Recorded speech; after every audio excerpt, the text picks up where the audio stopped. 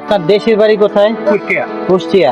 পরিবারের লোক সংখ্যা কয়জন বা কে কে আছে? পরিবারের লোক সংখ্যা আমার স্ত্রী, ছেলে ছোট, মেয়েটা বড় ছিল, বিয়ে হয়ে গেছে।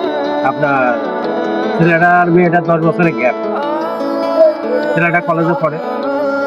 এখন হচ্ছে আপনার সংসার চলে কিভাবে? আপনি কি মানে কিছু সংসার পাঠান তো নাকি? আমি মনে করেন যে ক্ষতিগ্রস্ত হয়ে গেছি। এখন ছেলে আর আমার স্ত্রী ওই টিউশনি বাচ্চা, ছোট মোটো কোমলবতী বাচ্চাদের পড়াশোনা করায়। ছেলেটা 5-6 অব্দি যায়, আর উনি নার্সারি, প্লে ক্লাস 1-2। অ্যাক্সিডেন্টের আগে বা মিজান ভাইয়ের হোটেলে আসার আগে কি করতেন? আমি মানে কুষ্টিয়া একটা বড় হোটেলে চাকরি করতাম, মেসিয়ারি। মানে আল্লাহ আমার ভালোই রাখতে পারে। ওই হোটেলের নাম কি? শিল্পী হোটেল। শিল্পী। শিল্পী হোটেলে চাকরি করতেন? আমি মেসিয়ার পার্সেল সবই দিতাম, পানি টানি এগুলো সবই। ওনার মিষ্টি ছিল, মিষ্টি প্যাকেট করে দিতাম। অ্যাক্সিডেন্টটা কিভাবে হইলেন? এই যে এরকম গ্যাপ আছে না, এটা বাড়ি যাওয়ার সময় আমি রাস্তা পার হইতেছিলেন? জি, মোটরসাইকেল, আমার কাগজপত্র সব আছে। চিকিৎসা করেছি, আপনার এক্স-রে রিপোর্ট, 3-4টা ডাক্তারের সার্টিফিকেট থেকে সব আছে। থাকতে পারি, কিন্তু সেরকম স্পিডে পাই না, পাওয়াটা আমি দেখা। ডাক্তার কি বলছে আপনার এর আগে ঠিক হবে? ডাক্তার বলেছে যে আপনাকে অপারেশন করতে হবে। অপারেশন করতে অনেক টাকার দরকার, আমি ওই মুহূর্তে আমি পারিনি। আমি যে ওষুধপত্র প্লাস্টার 2 মাসের মতো ছিল আমার। এখন পঙ্গুতে দেখাবো, হ্যাঁ, আল্লাহ ভরসা। না, আপনার চিকিৎসা খরচ তখন হচ্ছে আপনি বহন করতে পারেন না, এই কারণে মানে হ্যাঁ। আমি তখন আমাকে ছিল না, আমি ভাড়া বাড়িতে থাকি, পরিবারের খরচ আছে, যা ইনকাম হতো আল্লাহর রহমতে পরিবারটা নিয়ে ভালোই চলতো। কিন্তু একটা অ্যাক্সিডেন্টে হচ্ছে সবকিছু আমার তছনছ জীবনটা হয়ে এলোমেলো গেছে। হয়ে গেল। জীবনটা এলোমেলো হয়ে গেছে। আমার ওখানে ধরেন বেতন ছিল 450 টাকা, কাস্টমার খেয়ে দিয়ে টিপ দিত 200-300 টাকা। হাতের ব্যবহার ভালো করলে কেউ 50 টাকা, 20 টাকা, 10 টাকা দিয়ে দিত।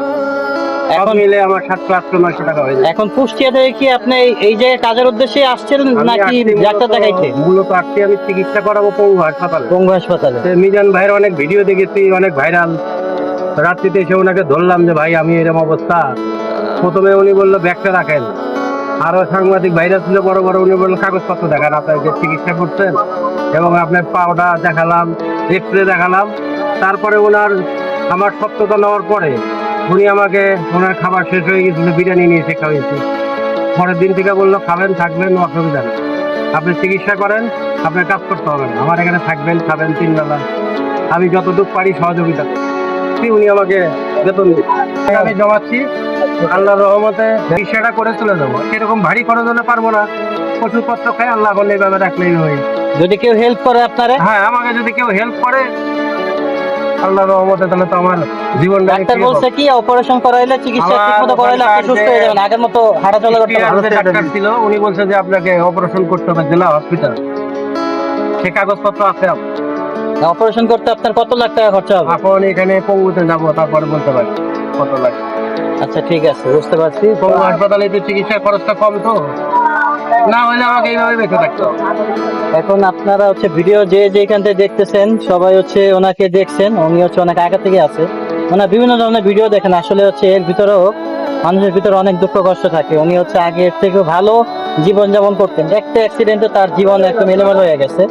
যদি সরোজদেবন ব্যক্তি বা কেউ যদি দেখে থাকেন, সাহায্য নাও করতে পারেন, ভিডিওটি শেয়ার করে দেন। ওনাকে যদি হেল্প করতে চান সরাসরি হেল্প করতে পারবেন। সবাই দোয়া ঠিক করেন, আছে, সবাই দোয়া করেন, যার যেভাবে ইচ্ছা হবে সেইভাবে হচ্ছে ওনাকে হেল্প করেন। উনি হচ্ছে ভাইরাল মিজান ভাইয়ের হোটেলেই থাকে, তো ওনাকে এইখানে আসলেই পাবেন। আপনাদের একটি হচ্ছে শেয়ারে বা সাহায্য সহযোগিতায় উনি হচ্ছে আবার সুন্দর করে নতুন করে জীবনযাপন করতে পারবে, পরিবার নিয়ে ভালো মতো বাঁচতে পারবে। তো ভিডিওটি বেশি বেশি করে শেয়ার করে দেবেন। ধন্যবাদ। আর আপনি কি আর কিছু বলবেন? না, ঠিক আছে।